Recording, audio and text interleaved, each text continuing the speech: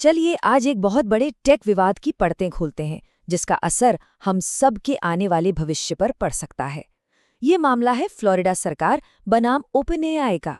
आइए एक कानूनी नजरिए से देखते हैं कि इस जांच में असल में हो क्या रहा है। मामला यहीं से शुरू होता है और देखिए ये कोई छोटा मोटा इल्जाम नहीं है, ये एक बेहद संगीन आरोप है। फ्लोरिडा के अटॉर्नी जनरल जेम्स उथमेयर का ये बयान ही इस पूरी जांच की नींव रखता है और हमें बताता है कि ये मामला कितना गंभीर है। ठीक है, तो आज हम इस पूरे मामले को कैसे समझेंगे? सबसे पहले हम फ्लोरिडा में शुरू हुई जांच को देखेंगे, फिर राज्य सरकार के आरोपों को समझेंगे। इसके बाद देखेंगे कि ओपनएआई अपना बचाव कैसे कर रहा है, उनके नए सेफ्टी ब्लूप्रिंट पर बात करेंगे और आखिर में ये समझने की कोशिश करेंगे कि एआई रेगुलेशन के भविष्य के लिए इस केस के क्या मायने हैं। तो सब कुछ शुरू हुआ 9 अप्रैल 2026 को। इसी दिन फ्लोरिडा के अटॉर्नी जनरल के ऑफिस ने आधिकारिक तौर पर यह घोषणा की कि वे ओपनएआई के खिलाफ एक जांच शुरू कर रहे हैं।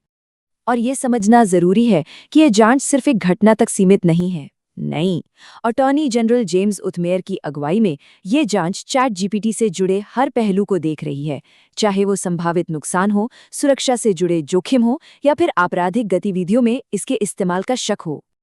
चलिए अब केस के उस हिस्से पर आते हैं जहां सरकार यानी प्रोसिक्यूशन अपने आरोप रख रही है। देखते हैं कि कंपनी के खिलाफ उनके खास आरोप क्या हैं। तो सरकार ने अपनी जांच को 3 बड़े हिस्सों में बांटा है। पहला, फ्लोरिडा स्टेट यूनिवर्सिटी शूटिंग से इसका कनेक्शन। दूसरा, नाबालिगों को नुकसान और आत्महत्या के लिए उकसाने का आरोप। और तीसरा, राष्ट्रीय सुरक्षा को पैदा होने वाले खतरे। अब सबसे संगीन आरोप पर आते हैं, एफएसयू शूटिंग से जुड़ा मामला। कहा जाया है कि अप्रैल 2025 में इस घटना से पहले संदिग्ध ने चैट जीपीटी से पूछा था कि कैंपस में सबसे ज्यादा भीड़ कब होती है और ऐसी घटना पर लोगों की क्या प्रतिक्रिया होगी। अब सवाल ये उठता है कि क्या ये मैसेजेस शूटर के इरादे को साबित करने के लिए कोर्ट में काफी होंगे। इसका फैसला अक्टूबर में होने वाले ट्रायल में जूरी को करना होगा। तो अटॉर्नी जनरल का स्टैंड बिल्कुल क्लियर है। वो कह रहे हैं कि हम इनोवेशन का समर्थन करते हैं, बिल्कुल करते हैं, लेकिन इसकी आड़ में किसी भी कंपनी को हमारे बच्चों, समाज या देश के सुरक्षा को खतरे में डालने का अधिकार नहीं मिल जाता। ठीक है, तो ये तो हुआ एक पक्ष। अब सिक्के का दूसरा पहलू देखते हैं। इन इतने गंभीर आरोपों के जवाब में ओपनएआई पब्लिक में क्या कह रहा है। पहले इस नंबर को देखिए, 900 मिलियन यानी 90 करोड़। हर हफ्ते इतने लोग चैट जीपीटी इस्तेमाल करते हैं। इससे हमें ये अंदाजा लगता है कि ओपनएआई का स्केल कितना बड़ा है और जाहिर है उसकी जिम्मेदारी कितनी बड़ी हो जाती है। तो ओपनएआई का ऑफिशियल जवाब क्या आया? उन्होंने कहा कि हम सेफ्टी पे लगातार काम कर रहे हैं ताकि हमारी टेक्नोलॉजी आम लोगों को फायदा पहुंचा सके, और साथ ही उन्होंने ये वादा भी किया कि वो फ्लोरिडा अटॉर्नी जनरल की जांच में पूरा सहयोग करेंगे। अब यहाँ एक बहुत ही दिलचस्प बात सामने आती है। ये जो जांच की घोषणा हुई उससे ठीक एक दिन पहले ओपनएआई ने खुद ही एक कदम उठाया था। उन्होंने अपनी एआई सेफ्टी को लेकर एक नया ब्लूप्रिंट जारी किया। इसे आप एक प्रोएक्टिव मूव कह सकते हैं। और ओपनएआई के इस कदम को समझने के लिए एक शब्द जानना बहुत जरूरी है, CSAM। इसका मतलब है चाइल्ड सेक्सुअल अब्यूज मटेरियल।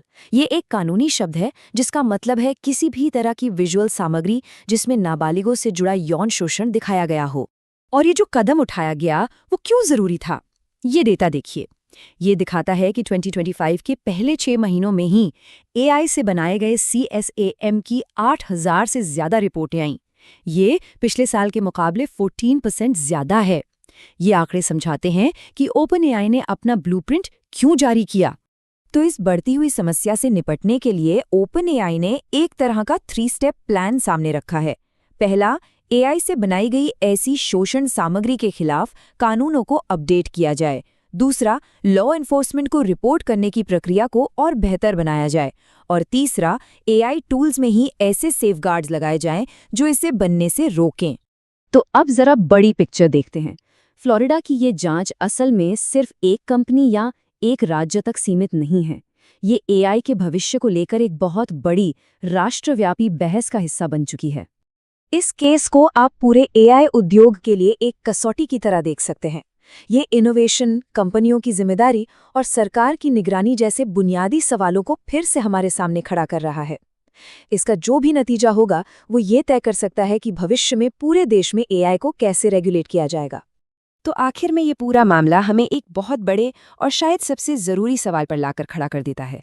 जब किसी नई टेक्नोलॉजी का गलत इस्तेमाल होता है तो आखिर में जिम्मेदार कौन है? उसे बनाने वाला, उसे इस्तेमाल करने वाला या फिर उसे रेगुलेट करने वाली सरकार?